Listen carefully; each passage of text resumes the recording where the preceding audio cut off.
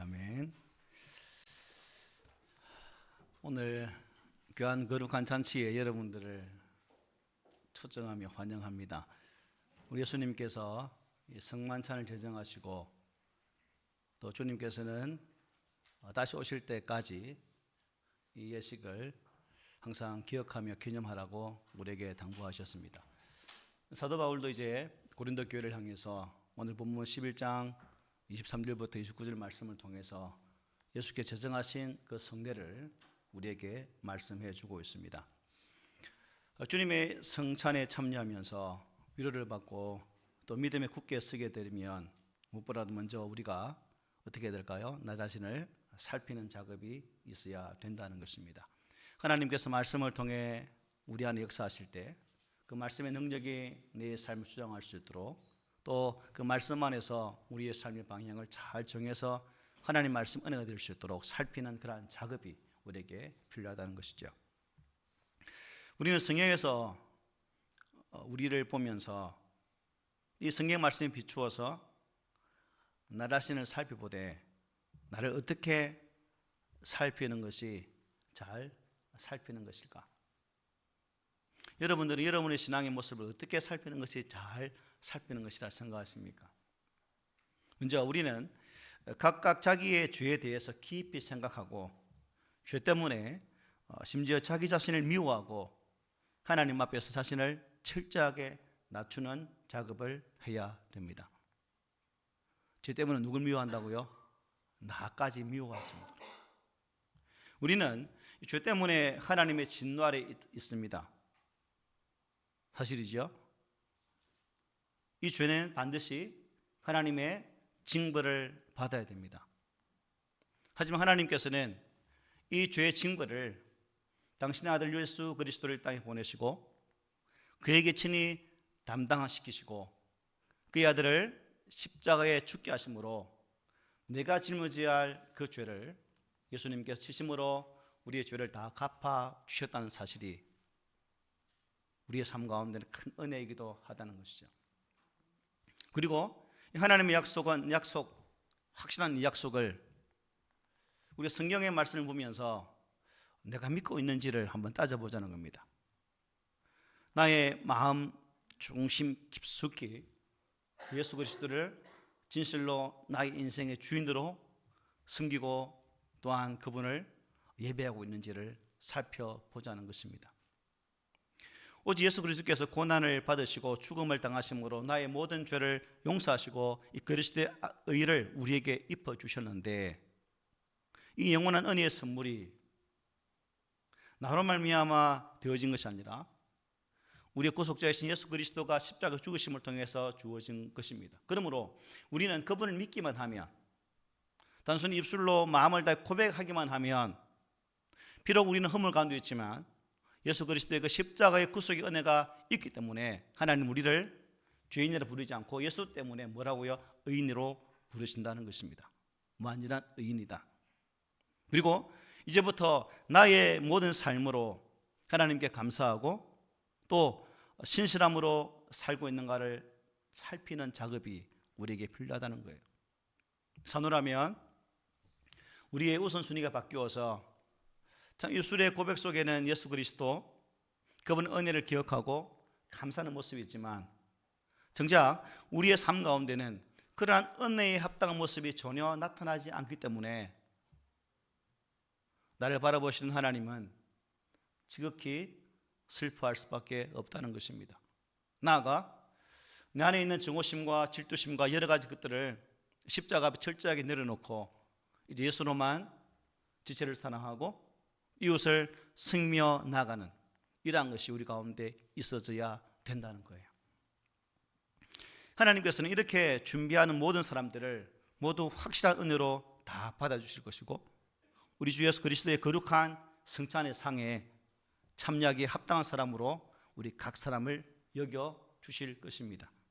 그러나 그 마음에 이러한 증거를 가지고 있지 않은 사람이 성찬에 참여한다면 그는 자기 자신에 대한 심판을 먹고 마시는 것이 된다라고 오늘 본문 28, 29절에서 이렇게 말씀합니다.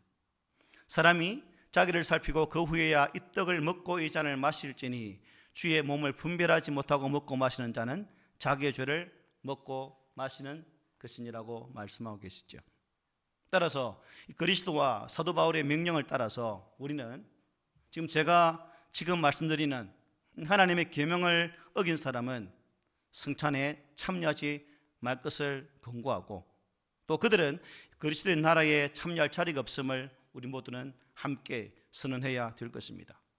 그러면 이들 어떤 사람일까요? 성찬에 참여하지 못할 사람은 어떤 사람일까요? 여러분 어떤 사람을 말씀드릴 수 있겠습니까? 제가 여러 항목을 한번 적어봤습니다. 오직 주님만을 믿기를 거부하고 다른 신을 섬기는 모든 사람들입니다. 또 하나님의 말씀을 떠나서 자기의 방식대로 예배하는 모든 사람들을 가리킵니다. 그리고 저주나 혹은 다른 방식으로 주님의 이름을 잘못 사용하는 모든 사람들은 성찬에 참여하지는 못해요.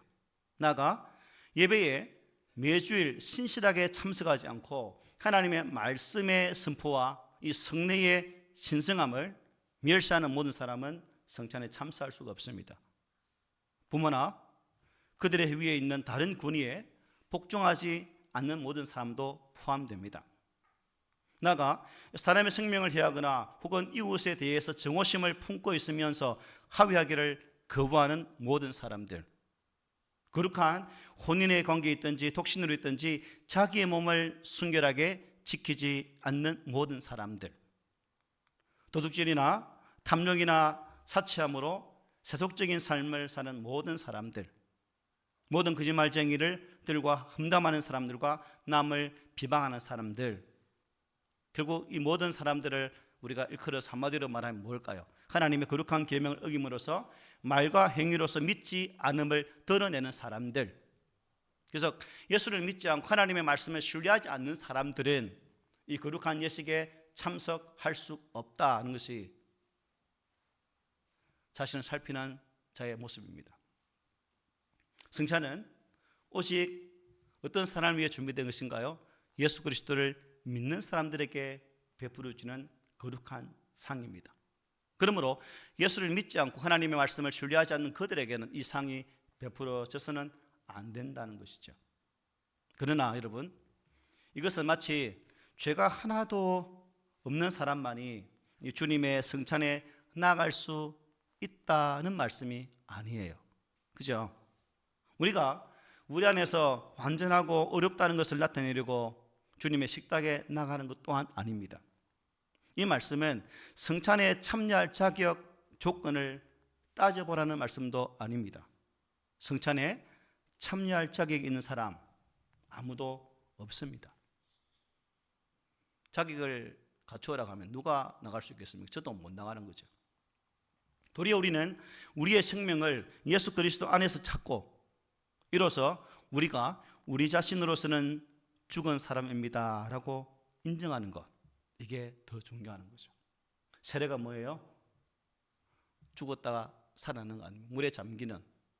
물에 잠긴다는 것은 주님, 나는 이제 죽었습니다. 더 이상 나는 없습니다. 나는 죽음으로 내 삶 가운데 오직 한 분 주 예수 그리스도가 내 삶의 주인 되심을 선포하며 나아갑니다는 의미가 담겨 있어요. 우리의 마음과 삶에는 여전히 죄와 부족이 많이 있지요. 완벽한 사람 어디 있습니까? 한 사람도 없지. 우리의 믿음은 완전한 것도 아니고 마땅히 가져야 할 열심을 품고 하나님을 섬기지도 않는 모습이 바로 저들의 모습입니다.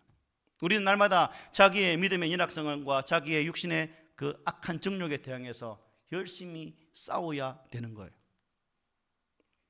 그러나 성령의 은혜로 우리는 이러한 죄들에 대해서 진정으로 회개하고 이 자기의 이 불신앙에 대항해 싸우고 하나님의 모든 계명의 말씀에 따라 살기를 간절히 우리는 소원해야 될 것입니다.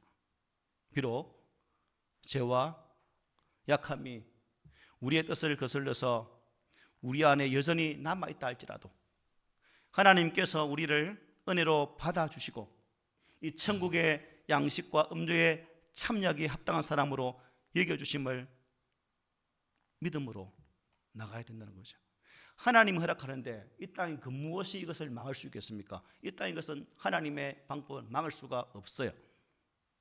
예수님께서는 성찬을 제정하여 주시면서 이것을 향하여 나를 기념하라고 말씀하셨으므로 우리는 그분을 기념하고 기억하면서 이 성찬을 지켜야 합니다.